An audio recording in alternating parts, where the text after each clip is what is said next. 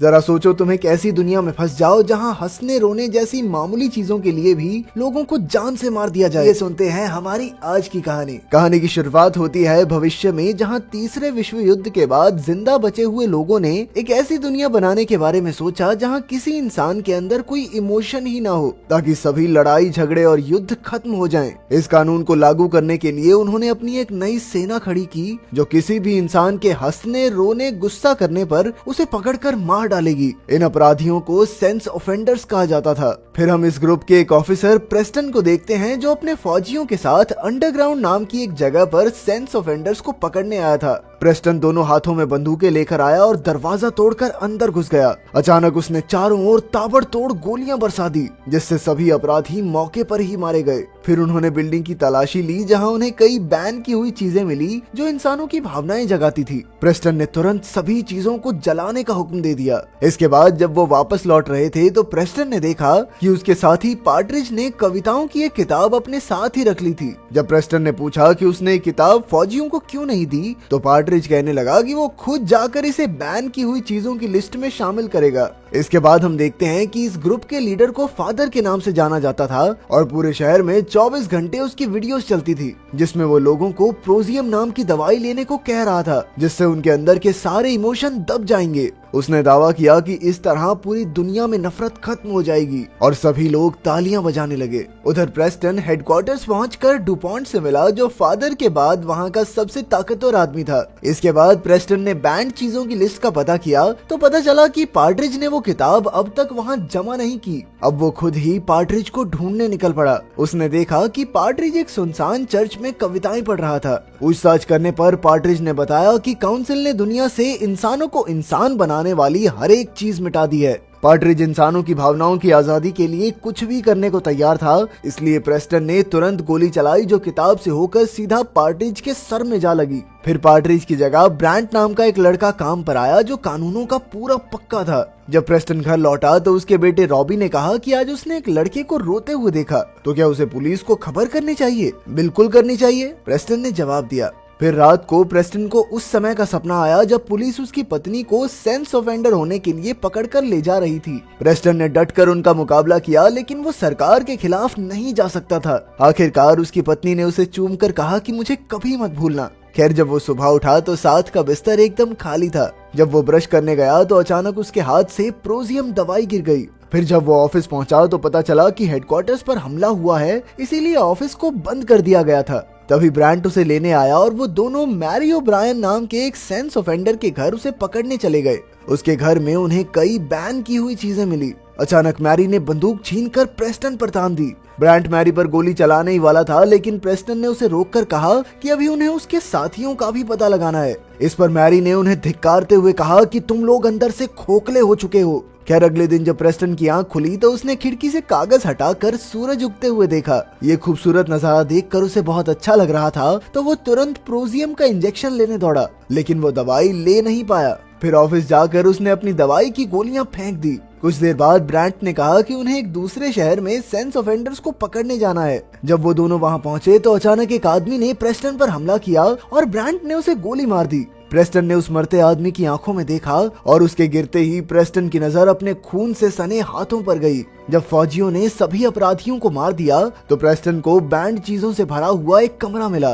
तभी उसकी नजर एक गाने के रिकॉर्ड पर पड़ी। उस गाने को सुनते ही प्रेस्टन के हाथ से कांच का गोला नीचे गिर गया और वो फूट फूट कर रोने लगा। खैर, जल्द ही फौजियों ने पूरी बिल्डिंग जला डाली और फिर ब्रांट ने प्रेस्टन से पूछा कि उसने बच्चों की कविताओं की वो किताब फौजियों के हवाले क्यों नहीं की। इस बार प्रेस्टन ने कहा कि वो खुद इसे बैंड चीजों की लिस्ट में दर्ज करवाएगा। तभी एक ऑफिसर ने उन्हें खबर दी कि वहां उन्हें कुछ कुत्तों का झुंड मिला है। ब्रांट ने तुरंत सभी कुत्तों को मारने का हुक्म दे दिया। तभी अचानक एक पिल्ला दौड़कर प्रेस्टन के पास आ गया। प्रेस्टन के उठाते ही वो पिल्ला उसे चाटने लगा। जब फौजी उसे लेने आया तो प्रेस्टन ने कहा कि पहले इस पिल्ले की बीमारी की जांच होनी चाहिए। इसके बाद वो डुपॉन्ट से मिलने गया और कहा कि अपराधियों को सीधा मारने की बजाय पहले उनसे पूछताछ होनी चाहिए, लेकिन डुपॉन्ट ने कहा कि फादर ने तो अपराधियों को मारने का हुक्म दिया है। इसके बाद उसने बाहर जाकर उस पिल्ले को रिहा करने की सोची, पर वो पिल्ला उससे दूर जाने को हरगिज तैयार नहीं था, इसीलिए उसने उसे वापस अपनी गाड़ी में रख लिया। तभी कुछ ऑफिसर्स ने वहां आकर उसकी गाड़ी की तलाशी लेने की मांग की, पर तभी उनमें से एक ने प्रेस्टन को पहचान लिया, इसीलिए उसने गाड़ी की चाबी लौटा दी। पर तभी अचानक से गाड़ी के अंदर से पिल्ले के भौंकने की आवाज आई। ऑफिसर्स ने तुरंत प्रेस्टन पर बंदूक तान दी, लेकिन प्रेस्टन ने अचानक उनकी बंदूकें छीनकर सबको मार डाला। इसके बाद उसने घर आकर बची हुई दवाइयां बाथरूम में छिपाई और हेडक्वार्टर्स की ओर निकल पड़ा। अगले दिन एक दूसरी रेड के दौरान अचानक प्रेस्टन ने अपराधियों की जान बख्श दी और उन्हें पुलिस की नजरों से दूर ले आया। अचानक कुछ फौजी उनके सामने आ गए तो प्रेस्टन जान की बाजी लगाकर उनका सामना करने लगा और सभी अपराधी जान बचाकर भागने लगे। पर जब प्रेस्टन मुड़ा तो सभी अपराधी मौत के लिए तैयार खड़े थे। ब्रांट ने प्रेस्टन को अपनी बंदूक देकर गोली चलाने को कहा। प्रेस्टन ने बंदूक पकड़ी पर वो हिचकिचा रहा था, इसीलिए उसने बंदूक लौटा दी। फिर ब्रांट ने फौजियों को गोली चलाने का आदेश दिया और बेचारे प्रेस्टन की आंखों के सामने ही सभी निर्दोष मारे गए।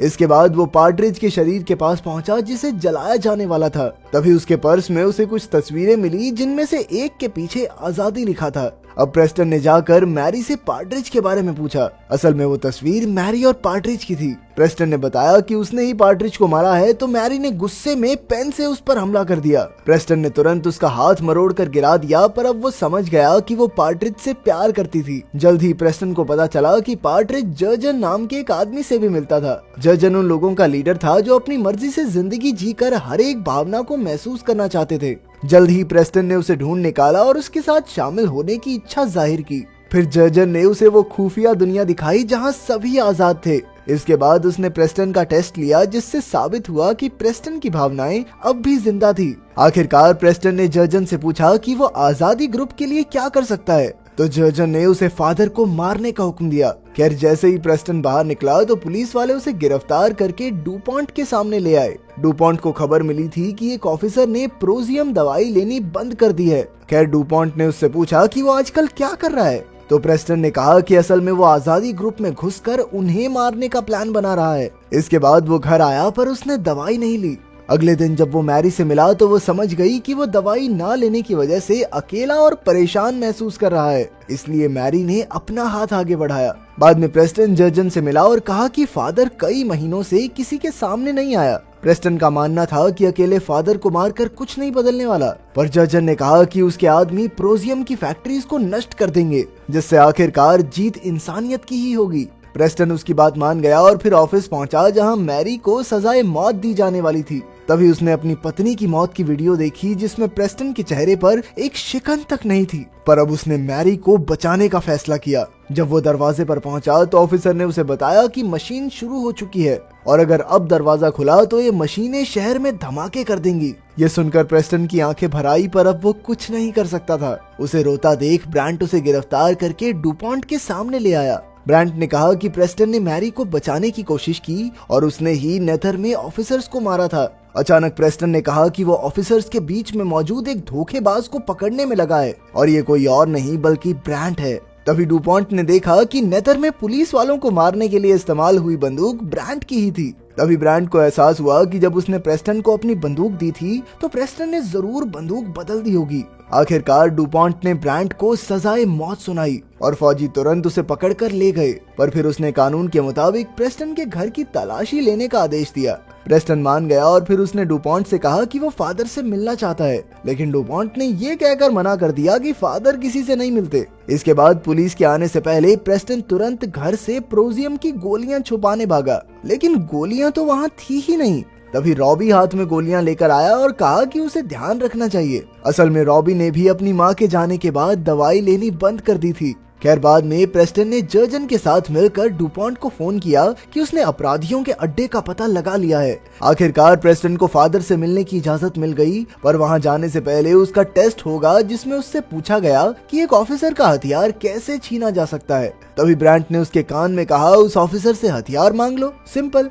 तभी स्क्रीन पर फादर आया और उसने कहा कि ब्रांट को जानबूझकर गिरफ्तार किया गया था ताकि प्रेस्टन को लगे कि वो जीत रहा है। फादर ने कहा कि उन्हें आजादी ग्रुप तक पहुंचने के लिए एक ऐसे ही आदमी की जरूरत थी जो उनकी तरह सोच सके, और ये प्रेस्टन से बढ़िया और कोई नहीं कर सकता था। तो प्रेस्टन ने सोचा कि फादर तो कभी उससे मिला ही नहीं, फिर वो ये बात कैसे जानता था। पर तभी फादर ने अपना असली चेहरा दिखाया और ये कोई और नहीं बल्कि डुपॉन्ट ही था। उसने बताया कि असली फादर तो कई साल पहले मर गया। जब ये खुलासा हुआ तो प्रेस्टन ने गुस्से में अपनी खुफिया बंदूकें निकाली और चारों ओर धुआंधार गोलीबारी कर दी। प्रेस्टन ने कहा कि वो डुपॉन्ट का खात्मा करने आ रहा है। इसके बाद जो भी उसके रास्ते में आया प्रेस्टन ने सबको मार डाला। आखिरकार वो डुपॉन्ट के कमरे में पहुंचा जहां ब्रांट उसके साथ खड़ा था।